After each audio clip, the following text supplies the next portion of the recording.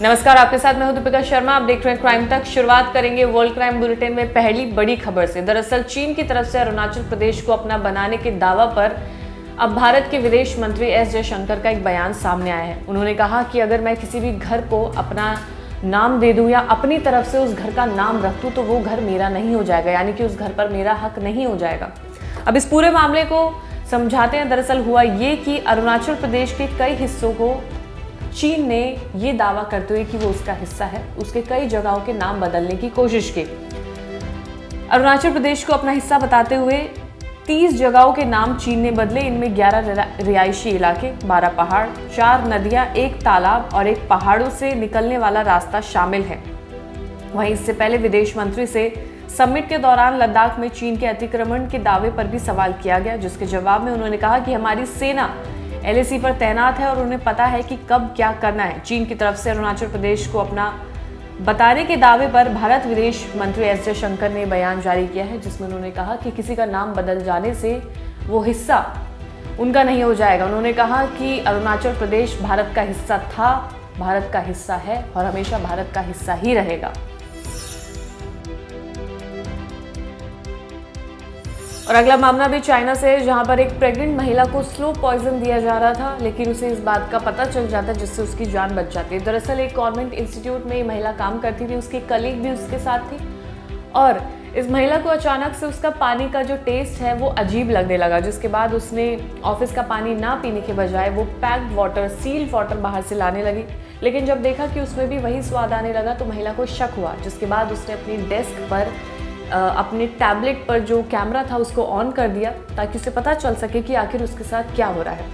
तो उसे पता चला, जो रिकॉर्डिंग में सामने आया वो ये कि उसकी कलीग जो उसके साथ काम करती थी वो महिला उसके पानी में कुछ सफ़ेद पाउडर जैसी चीज़ मिला रही थी। जब पता किया तो पता चला कि वो जहर था, यानी कि स्लो पॉइजन था, जिससे धीरे धीरे उस महिला की हालत ख़राब हो सकती थी। अब इसके पीछे की वजह क्या है वो मैं आपको बताती हूँ। दरअसल ये प्रेग्नेंट महिला कुछ टाइम बाद अपनी मैटरनिटी लीव लेने वाली थी, जिसके बाद जो ये आरोपी महिला है, इसे ये डर था कि अब सारा बर्डन उसके ऊपर आ जाएगा, यानी कि जब वो लीव लेकर चली जाएगी तो उसे ज़्यादा काम करना पड़ेगा। ज़्यादा काम करने के चक्कर में उसने प्लान ये बनाया कि अगर वो स्लो पॉइजन इस महिला को देगी तो उसका अबॉर्शन हो जाएगा और उसके बाद वो फिर काम पर रहेगी और छुट्टी लेकर नहीं जाएगी। तो सोचिए, अपने स्वार्थ के लिए इस महिला ने कितनी गंदी हरकत की, लेकिन उसका खुलासा हो गया। महिला की जो प्रेग्नेंट महिला की सोच थी, समझ थी, उसके ज़रिए ये पता लगाया गया कि उसे स्लो पॉइजन उसकी कलीग द्वारा ही दिया जा रहा था। फिलहाल इस पूरे मामले में एक्शन लिया जा रहा है।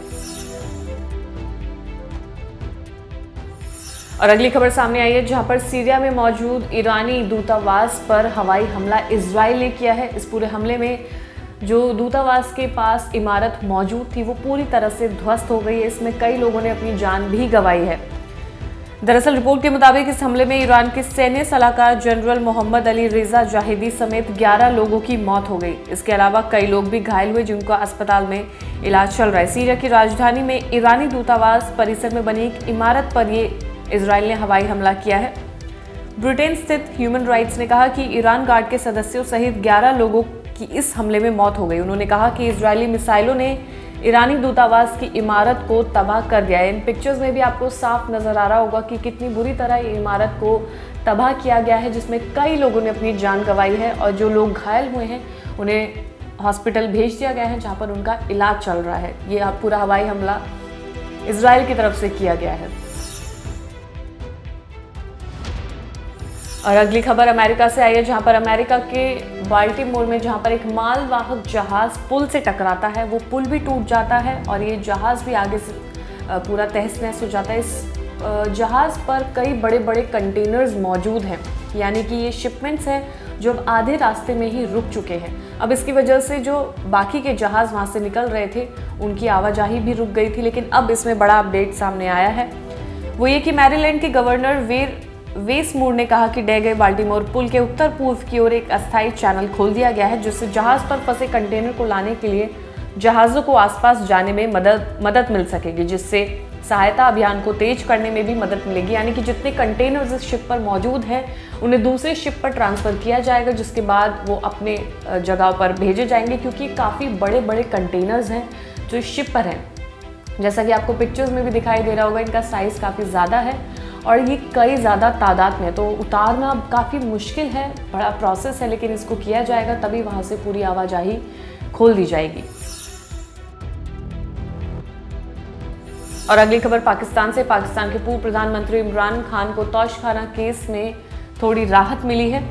दरअसल पाकिस्तानी रिपोर्ट के मुताबिक इस केस में खान और पत्नी बुशरा को 14 साल की सजा सुनाई गई थी। फिलहाल इस सजा पर इस्लामाबाद हाई कोर्ट ने रोक लगा दी है।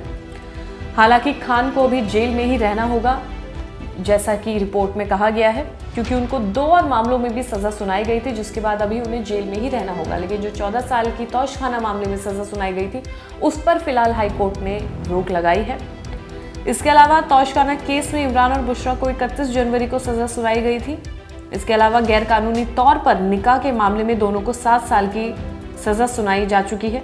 सीक्रेट लेटर चोरी केस में खान और पूर्व विदेश मंत्री शाह महमूद कुरैशी को 10 साल की सजा सुनाई जा चुकी है। लेकिन जो तौशखाना वाला केस था उसमें फिलहाल रोक लगा दी गई है, जिससे इमरान खान को थोड़ी बहुत राहत मिल सकती है, लेकिन फिलहाल वो अभी भी जेल में रहेंगे क्योंकि उनके ऊपर 2 और केसेस चल रहे हैं। और फिलहाल इस वर्ल्ड क्राइम बुलेटिन में इतना ही। ताज़ा खबरों के लिए देखते रहिए क्राइम टाइम।